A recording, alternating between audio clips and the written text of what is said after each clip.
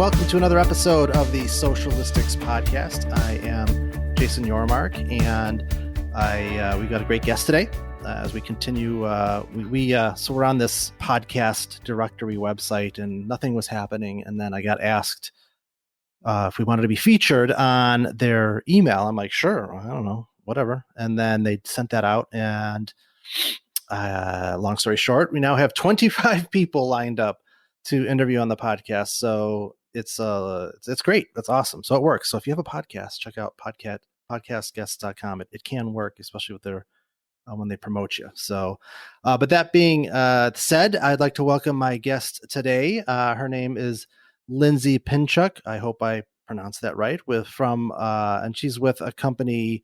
One of the companies, it looks like it was acquired, but she'll take us through that journey called Bump Club and Beyond, which is a little bit different. But we're going to talk to her about her experiences, how social media has impacted that, her life as an entrepreneur, and all that good stuff. So, Lindsay, welcome to the show. Thanks for having me.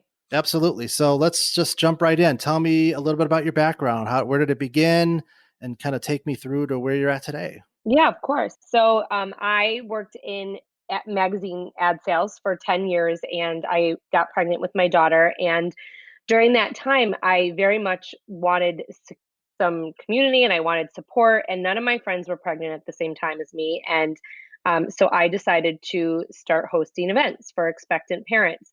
And at the time, it's very interesting because this was 11 years ago now. And at the time, there was no Facebook business pages. There were no, Instagram didn't exist. Obviously, no TikTok, Snapchat, none of those things, no Pinterest. And so the social media landscape was very different when I first started my business. And I really started Bump Club and Beyond as, it was very grassroots. It was guerrilla marketing. It was, emailing all of my friends, posting on my own personal Facebook page, hey, look, we're having these events for expectant parents. And word of mouth traveled fast, and the initial events filled up. They were 50, 100 people, and only in Chicago. And people were asking, what's next? What's next? And so we started to host more events. And all throughout my pregnancy, I was working corporate and hosting events for Bump Club and Beyond. And then I had my daughter. And after I had her, I decided that I wanted to give this a shot full time. And it was just kind of like the stars aligned, and I had gotten a lot accomplished over my maternity leave. Oddly enough, like I would email and work when my daughter was sleeping, and I decided to give it a shot. And so from there, I really grew Bump Club to be a premier community for parents and parents to be across the country. And what ensued over the next 10 years, really was it was indicative of my life as a parent. Every time I had a problem, we brought it to Bump Club. Every time my peers had a problem, we brought it to Bump Club, and we started hosting seminars and webinars. And with my background in advertising and marketing, we started working with very big brands. It was really just a lot of bootstrapping and pounding the pavement, and brands were very interested to reach our audience. It was growing, it was engaged, and we were growing up as social media was growing up. Right when Facebook introduced business pages, we got a business Facebook page. Right when Instagram came on, we got an Instagram page. It was just, it was, the social media landscape was very much a part of our growth, but we grew up alongside social media. And throughout the last 10 years, we started working with brands like Target and Nordstrom and The Honest Company, doing very large activations for those brands in their stores or in third parties. But the big part of the activation was not just that we were creating a program for a brand, but it was that we were bringing our audience to these programs as well. And our audience grew exponentially, and we started hosting events across the country. I was hiring more people. And in 2018, I was approached by 3 different entities at the same time to buy my business. And that was my end game. Like I not my end game, but my next game, I guess. And I very much wanted to be acquired by someone who would allow me to continue working for the brand. I am very passionate about connecting parents and parents to be with products and information and resources. I think that it is so necessary to have good information. And we ended up being acquired by a very large agency called Advantage Marketing Solutions.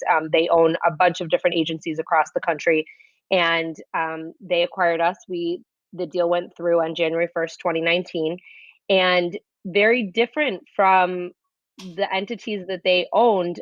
We were their first and still are their only B2C entity. They are all B2B, and while we are B2B, we are obviously B2C. We have our own audience, and it's millions of people now. So now I work for them, and I run our content and our strategy, and I am in charge of our social media. So that is, I always have been, but that's, I've always been doing that and a million other things at the same time, and now I'm just doing that. So that's kind of the short That's awesome. version of the story. Well, that's an awesome story. You had said something before I forget. I think what's interesting about your journey is you talked about how you kind of were getting going before there were this Facebook Business Manager and a lot of these tools and things that businesses have access to right now. One of the things that a lot of times when I get in pitches, businesses are there's business owners or executives that feel like when we talk about organic reach versus paid reach, where they're like, well, it doesn't seem fair. I built up this community on Facebook and I have to pay to reach them. And I'm like, well, if you don't know what the product is, you are the product. Like Facebook gives it for free to consumers and they charge businesses to reach them. And the picture I always paint with them is, 30, 40 years ago, what would you have had to have done? You would have had to have paid for a television commercial or a radio ad or a billboard, and you wouldn't know how, you wouldn't be able to measure that really.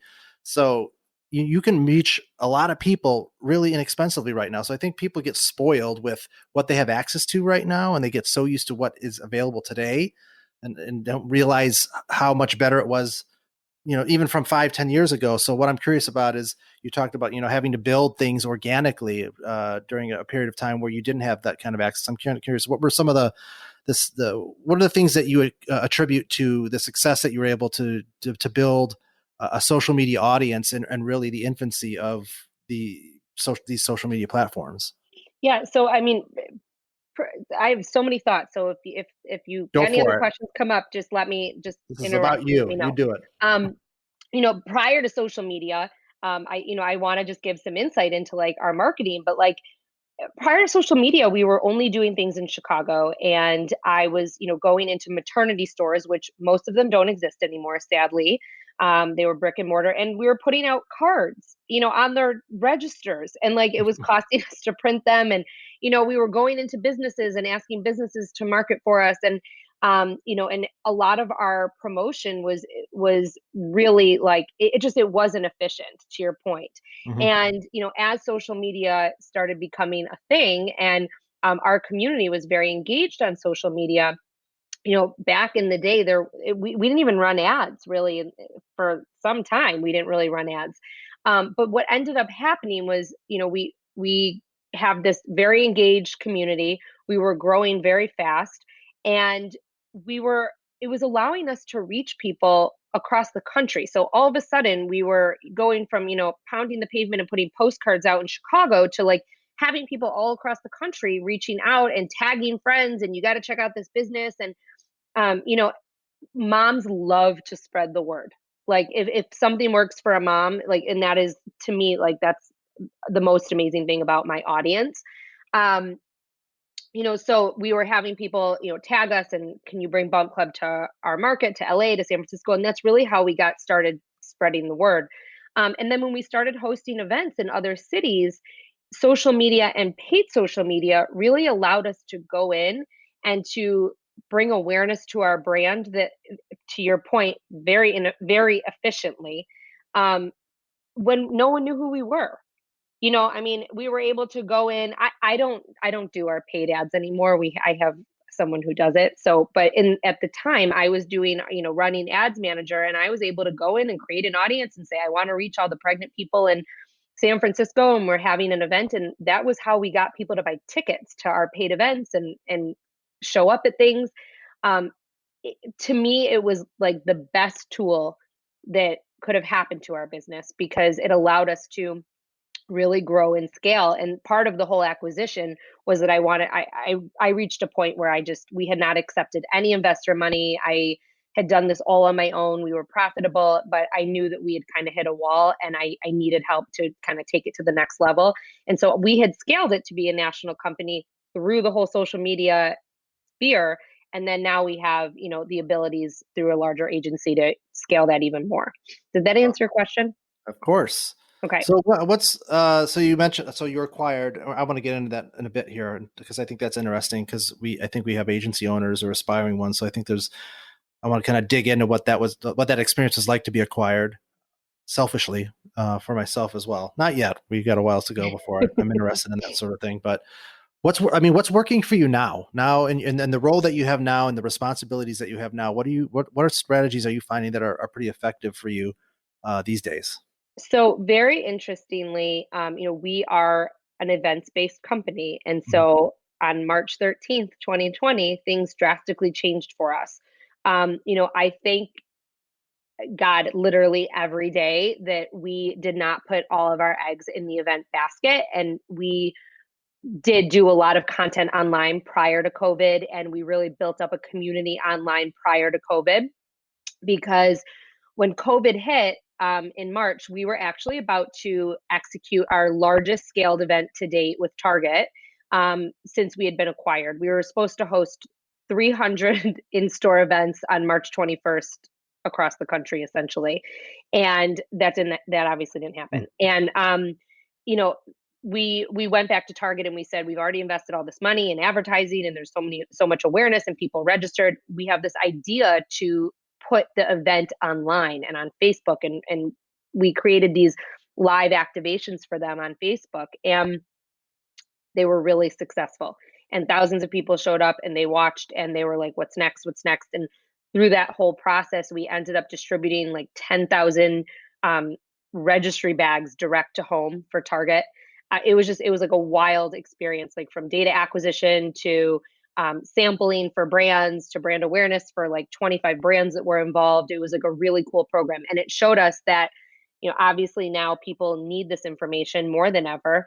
Their classes with the hospital are canceled. Like everything's canceled, but pregnancy's not. People are still having babies. And so they need the information. And so we really made a big pivot, and we have been putting out content all year in a way that is far greater than anything we've ever done before. So to get back to your question of what is working and what is not, Facebook Lives for us are working tremendously right now. I'm relishing in the fact that at this very moment in time, we're kind of in a pause because we're getting ready to kick off our next Target activation. But like there were nights, like weeks before the holidays, where like every single night of the week and sometimes every single day I had a Facebook Live event with an expert or a brand or a celebrity or an influencer. And those have been really great for us in terms of driving organic engagement and getting people involved in signing up for our database and collecting email addresses. We ran a very large data acquisition program for a very large brand. I'm not going to say who, but and we captured over 100,000 emails in 3 months for that brand through a lot of these online activations. One of the things that works really well for us is our community, and our community loves us, and we will not sacrifice like the relationship we have with them or the trust we've built with them. I put my face on this company even still. I mean, I go on our Instagram stories and share very personal things about my family, about my life as a mom. And I think that our audience, I know that our audience feels like they have a personal connection both with me and with our brand. And so, it's the content we put out is very right now user generated. We're asking a lot of questions. We're really trying to push the community aspect more than ever, and it's working. I am finding from a social media standpoint that our best posts on both Facebook and Instagram are the ones where we're asking questions of the audience and they're helping each other out. And a lot of those questions back, or the comments back, are not just them answering the question, but are them saying, thank you so much. I needed this information.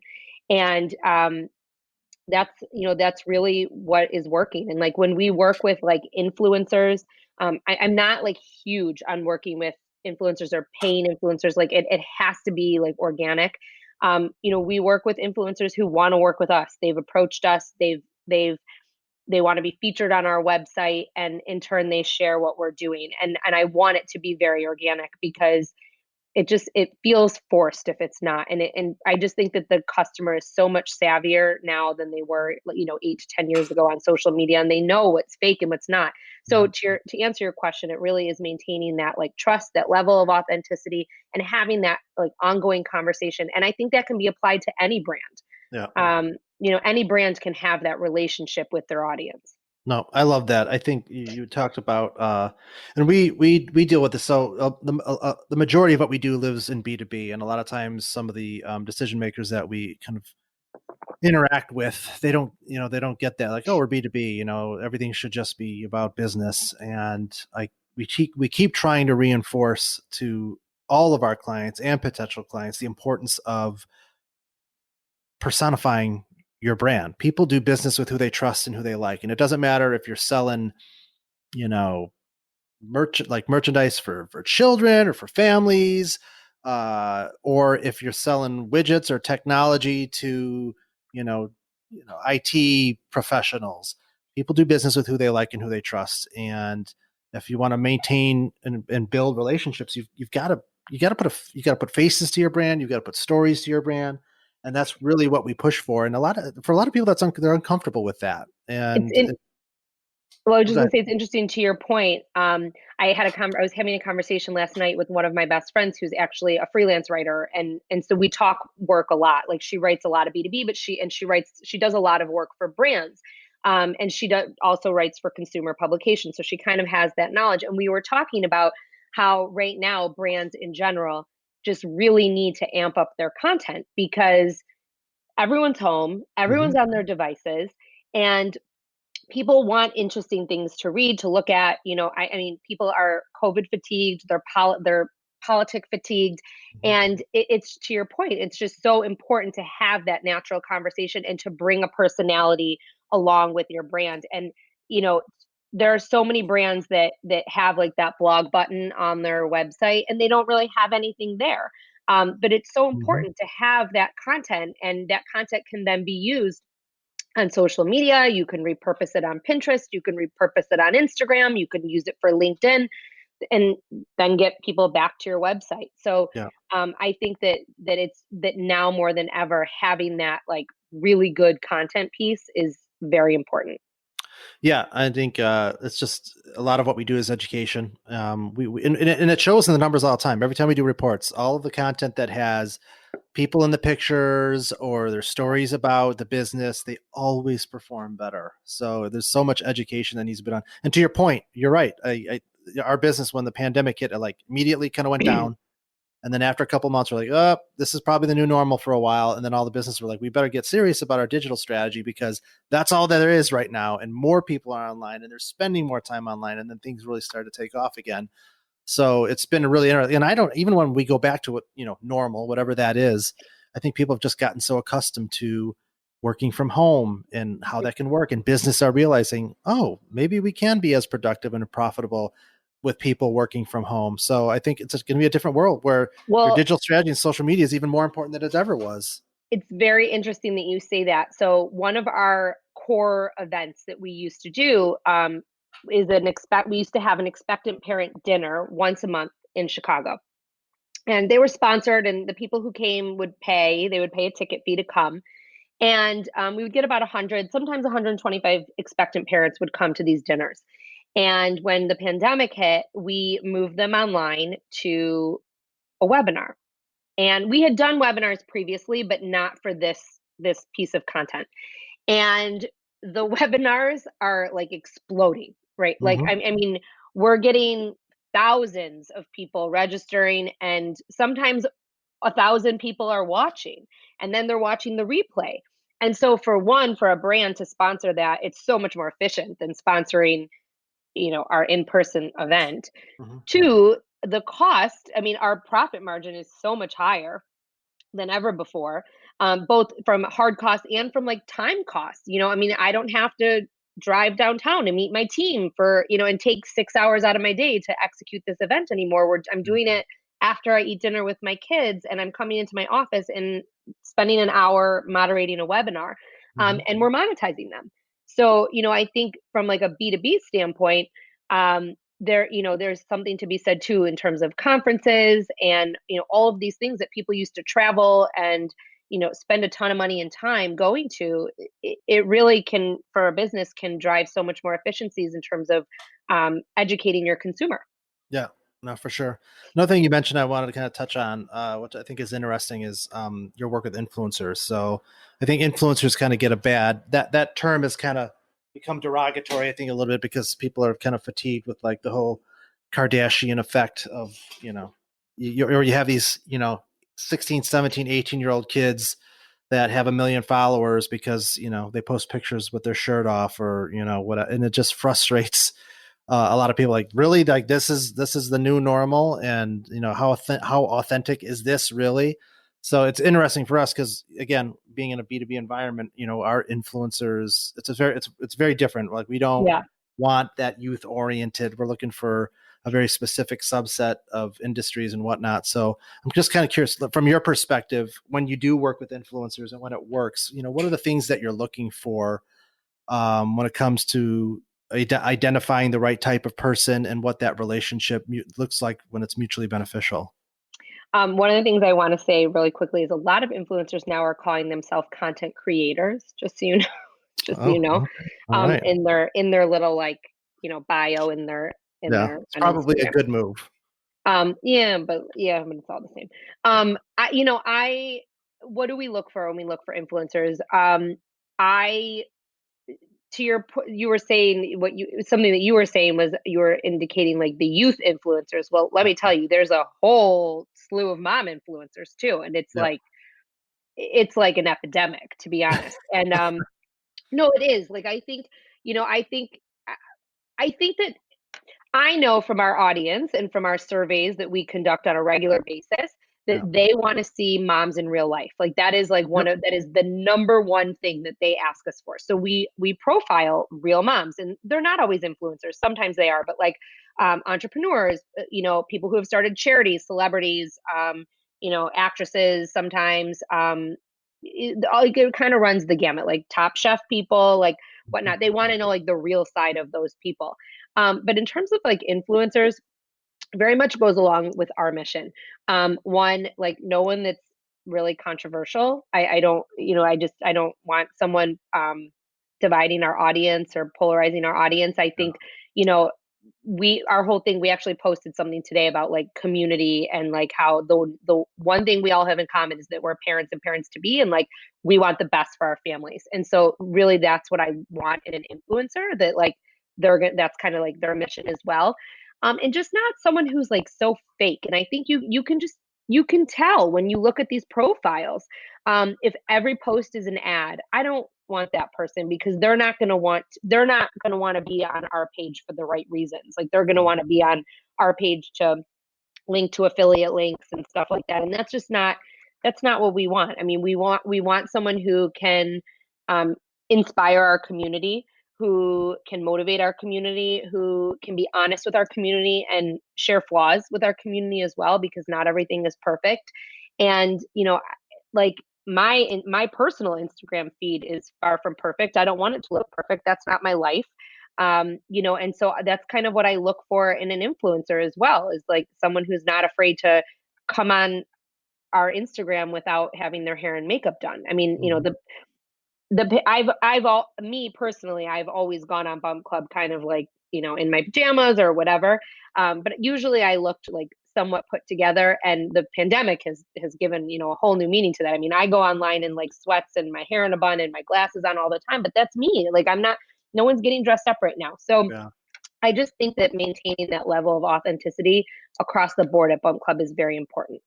No, that's awesome. I agree. We kind of just look for people that are being authentic. I always thought it'd be funny, I like, because while I grew up with social media more professionally than personally, but like now it's like I always wanted the idea that I had was, if I ever wanted to actually use Instagram personally, I was going to call myself the influencer, because I'm like this mid 40 year old, middle aged dad of two that like who cares, like my life is not glamorous, and I just like, what if I just like did the opposite of what all of this fake stuff was. And I thought that that would be kind of like a funny kind of way of doing things. And then I'm like, you know what? I don't have time for that. It's a good idea, but that's not going to happen. So ironically, like while I'm in the business of social media personally, I just like, it's like if you're a mechanic and you work on cars all day, you don't want to go home and then work on your car. It's kind of the same Yes. thing. So I'm still trying to navigate how to do something with social media. But what is interesting is I don't know if you've used Clubhouse yet, but that's it was interesting. I did another interview with somebody. He made a really good point about how events are like, even when we go back to normal, he thinks it's going to be another year runway before events really start to pick up again. He said that's why Clubhouse is really blowing up, because people want an environment where they can have kind of real time conversation. And I've just started to dabble in it. I don't know. Is it something that you've kind of So taken a look at? I Or? joined it over the holidays. Yeah. We drove down south and rented a house for the holidays to get out of the cold, and I took a couple of weeks off, which was amazing. And I signed up for Clubhouse, but I have not really used it yet. Mhm. I funny enough, you bring it up because I was thinking about it before we got on today, and I was like, I think he's going to ask me about Clubhouse.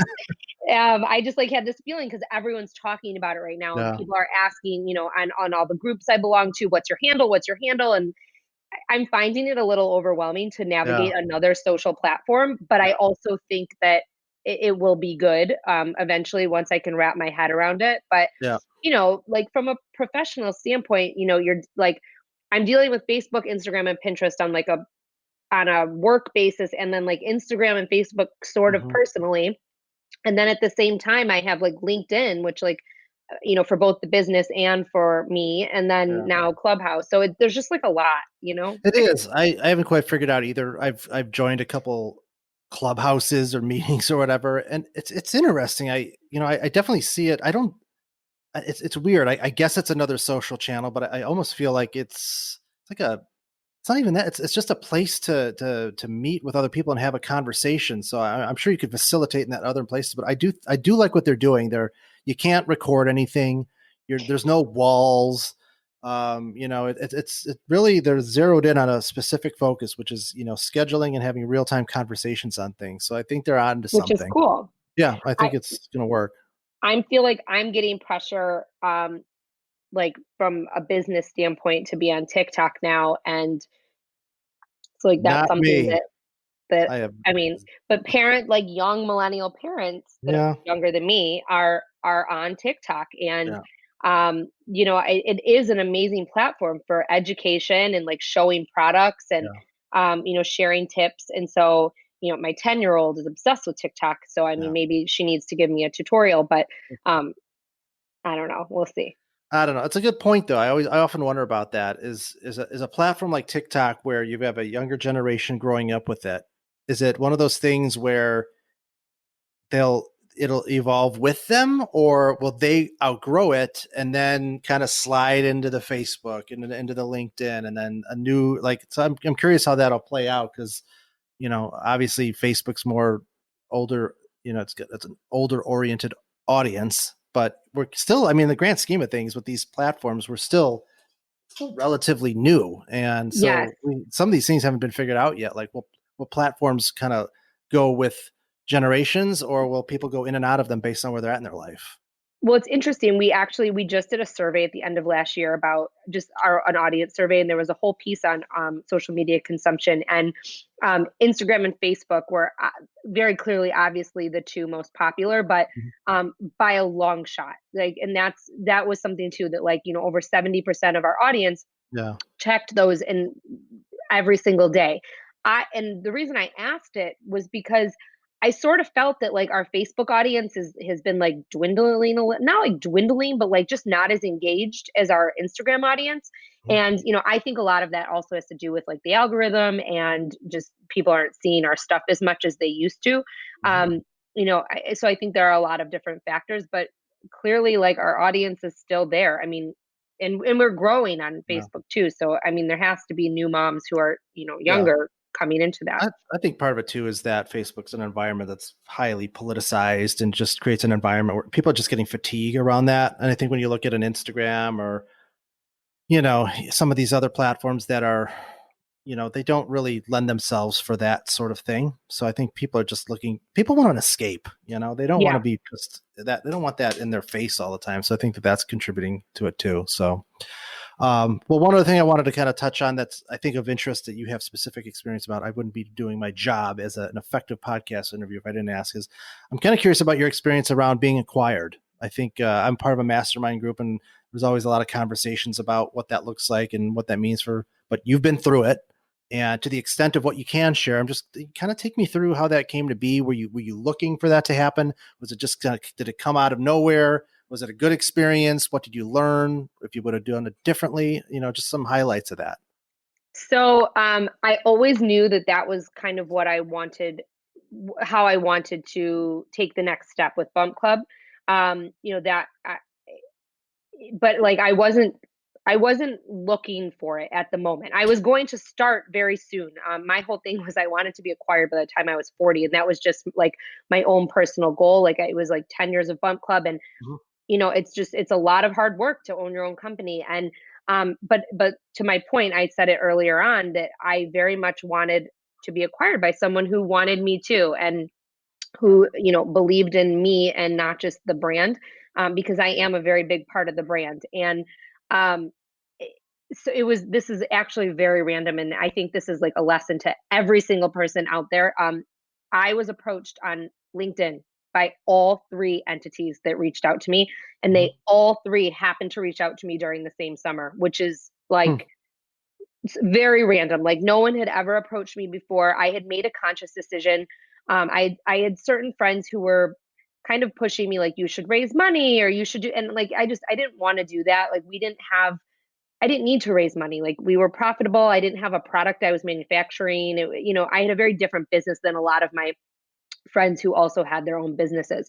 And so all three of these entities reached out at the same time. One right off the bat, I knew wasn't the right fit. One was in the parenting space already, and they ended up. This was a lesson in like you have to ask the right questions, like and really be upfront and ask the right questions and trust your gut. I was very enamored by their brand because it's a big brand in the parenting space. But when I asked the right questions and when my attorney got involved, I had already booked a flight to go out there to have a meeting with them, and we had a situation with the NDA, and so I kept kind of pushing and asking questions, and they very much wanted me to kind of like come out and like give them my secret sauce, and they were Mhm. looking for like an acqui-hire, and they wanted to dissolve my brand. And then they wanted me to do what I do for Bum Club for their brand. And like to me, that sounded horrible because why would I want to start from scratch when I have like a brand that has such equity and awareness amongst parents and expectant parents? Yeah. And so then the last entity, the Advantage Marketing Solutions, um, I literally got a LinkedIn, and I just like don't respond to a lot of Yeah. things on LinkedIn. And I saw this woman in the picture, and her name for some reason sounded familiar, but it turned out I didn't know her. But I wrote her back and I said, sure, like, yeah, I'll have a conversation with you. And so my lesson there is don't ignore those random questions, like those random Mhm. outreaches, because you just never know what might be on Yeah. the other side. So I ended up having an initial call with someone else at the company, and they approached me because we had a relationship with Target and Baby, and the agency that acquired me with an Advantage had a big relationship with Target and Beauty, and they wanted to get into Baby and they couldn't because we were blocking them from doing that. And so they also I don't think really understood that like baby and beauty are very different. And like in the baby space, you can't just go into Target and like host an event and people are going to come. Like people have to try, like it can't be like a Target hosted event. It has Mhm. to be like a third party trusted source that's going to bring people into this retailer. um and so that was really what spawned the conversation. And it ended up being, I don't want to say it was quick, but it was kind of quick for an acquisition. It was like 6 months. We were a small entity compared to like other companies that Advantage had bought.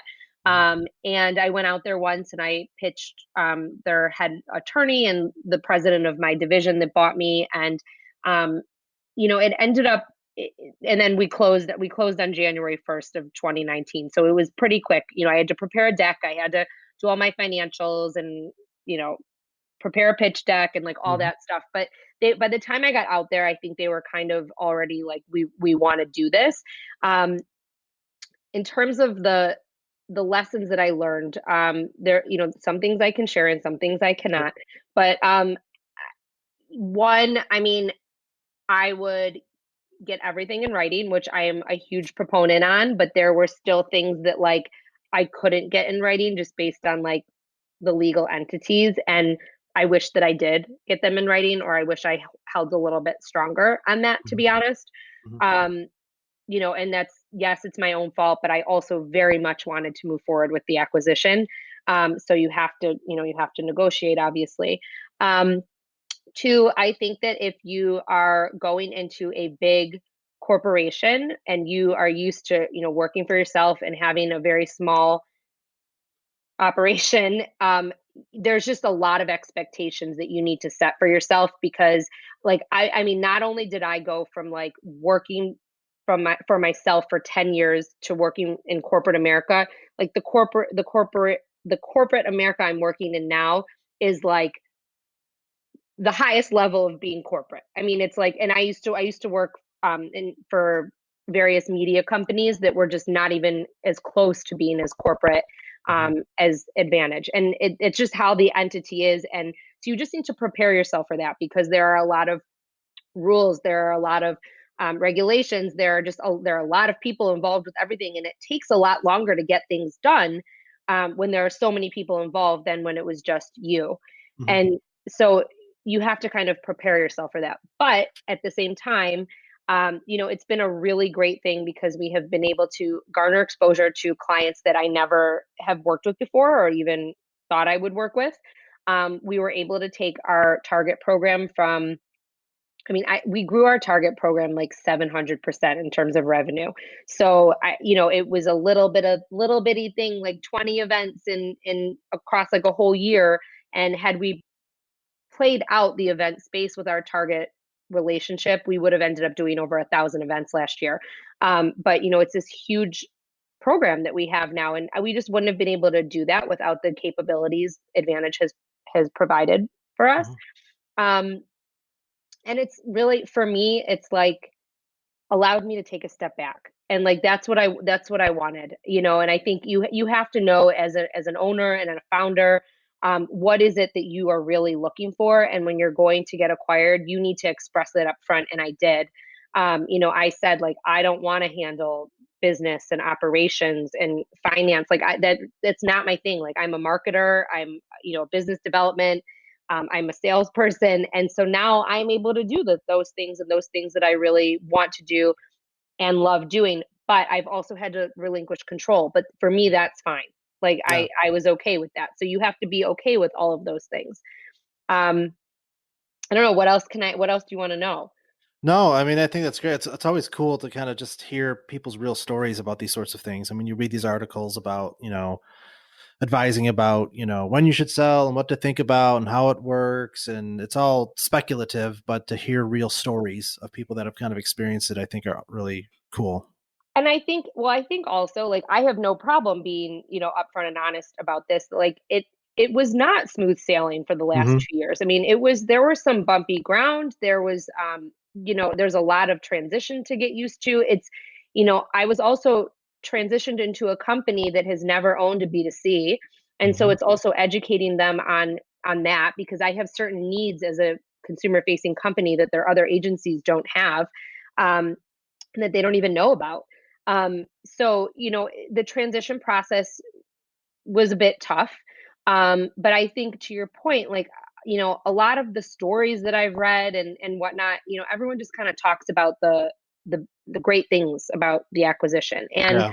And it's very tough. And it's also, it's tough having full control and then relinquishing and, relying on other people. Like there's a lot of things that go along with the process as well.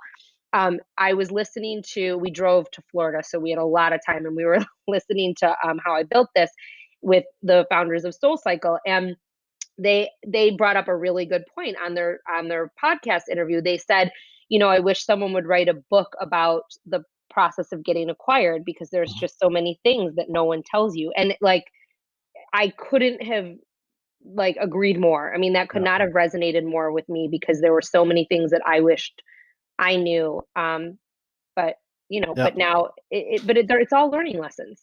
Yeah. No, it's a different world. At some point that's certainly my goal is to kind of get to that point where, we're still only a couple of years in. So it's always interesting to hear how that plays out. So it's great to get that context. So awesome. So really awesome, interesting stuff. I love talking to people that have a unique background and are doing things a little bit differently than a lot of traditional agencies. So really appreciate your time and insights today. Super helpful.